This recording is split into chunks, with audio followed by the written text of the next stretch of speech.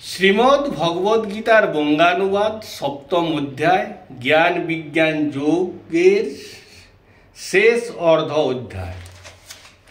শ্লোক 16। হে ভারত বংশধর অংশ অর্জুন,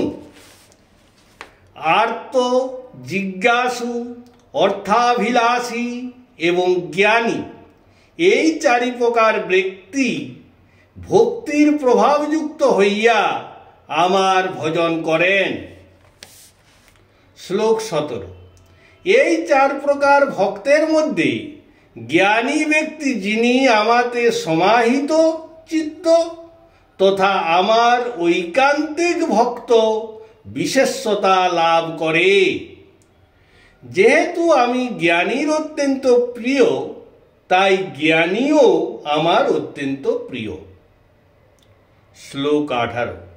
ইহারা অর্থাৎ জ্ঞানীরা সকলেই ভোগাদি সংকীর্তনতা মুক্ত,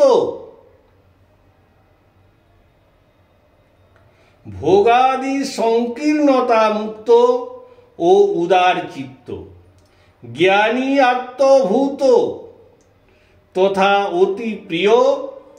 যেহেতু জ্ঞানী আমাতেই যুক্তাত্মা, তাই আমাকেই সর্বোত্তম প্রাপ্য বলিয়া নিশ্চয় করেন। শ্লোক 19। বহু জন্মের পর জ্ঞানীবান ব্যক্তি সমস্তই বাসুদেবময় এরূপ জ্ঞান যুক্ত হইয়া থাকেন এবং আমার শরণাগত হন। সেই প্রকার মহাত্মা অত্যন্ত দুর্লভ। শ্লোক 20। কামনা সমূহ দ্বারায় মোহিত হইয়া নষ্ট বুদ্ধি ব্যক্তিগণ স্বীয় স্বভাব দ্বারায় বশীভূত হইয়া অন্য দেবতার ভজনের নিয়ম অবলম্বন পূর্বক সেই দেবতার ভজন করেন। শ্লোক 21। যে যে ভক্ত যেই দেবতারূপ মূর্তিকে শ্রদ্ধার সহিত পূজা করিতে ইচ্ছা করে, সেই ভক্তের সেই মূর্তির প্রতি দৃঢ় শ্রদ্ধাকে অন্তর্যামী স্বরূপ আমি বিধান করিয়া থাকি। শ্লোক 22। সেই ভক্ত সেই দৃঢ় শ্রদ্ধার সহিত যুক্ত হইয়া সেই দেবতা মূর্তির আরাধনা করিয়া থাকেন এবং সেই দেবমূর্তি হইতে প্রাপ্ত কাম্য বিষয় ফল আমি প্রদান করি। শ্লোক 23। কিন্তু অল্প বুদ্ধি সেই অন্য দেবতার পূজারীগণ যে ফল লাভ করে তা বিনাশী হয়।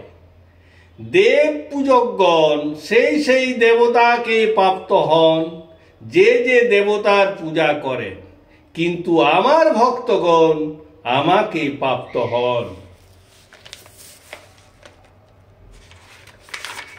শ্লোক 24। অবোধ ব্যক্তিগণ আমার নিত্য সর্বোত্তম মায়ার অতীত স্বরূপ জন্ম, গুণ, কর্ম, লীলা আদি তত্ত্ব না জানিতে পারিয়া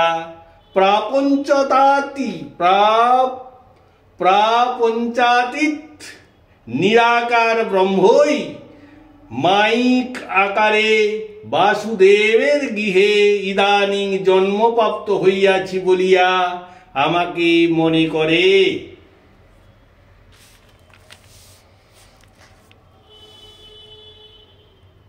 শ্লোক 24।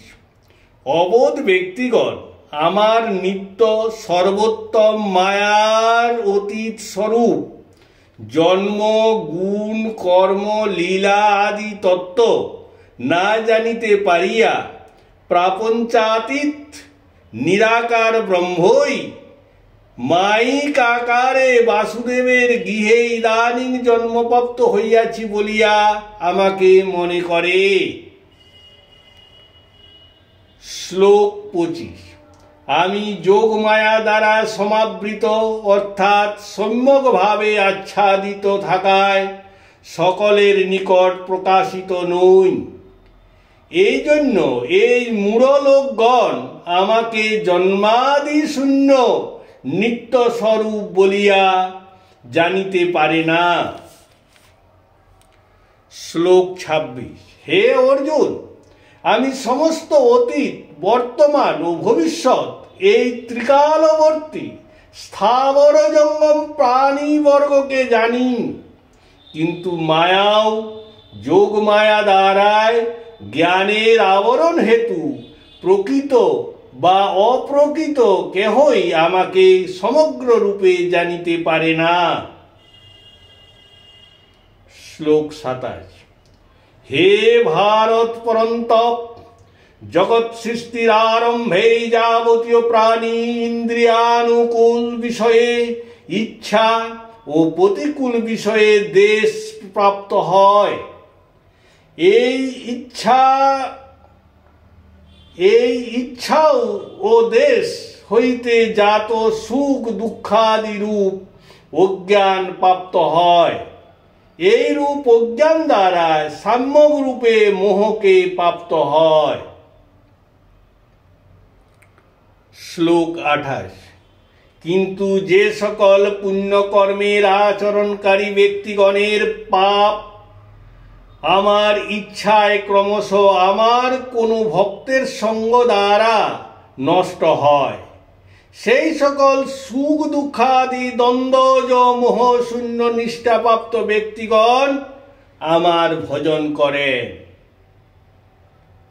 শ্লোক 29।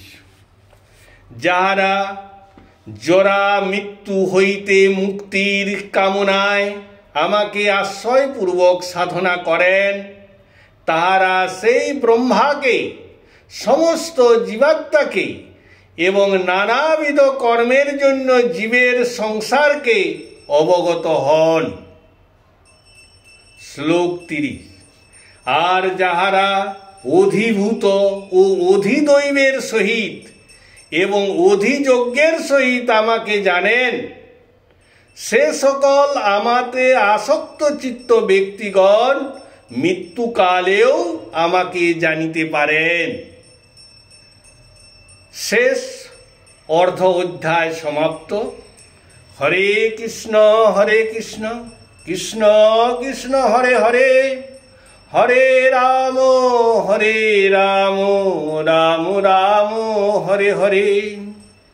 হে কৃষ্ণ করুণা সিন্ধু দীনবন্ধু জগৎপতে, গোপেশ গোপিকা কান্ত রাধা কান্ত নমস্তুতে।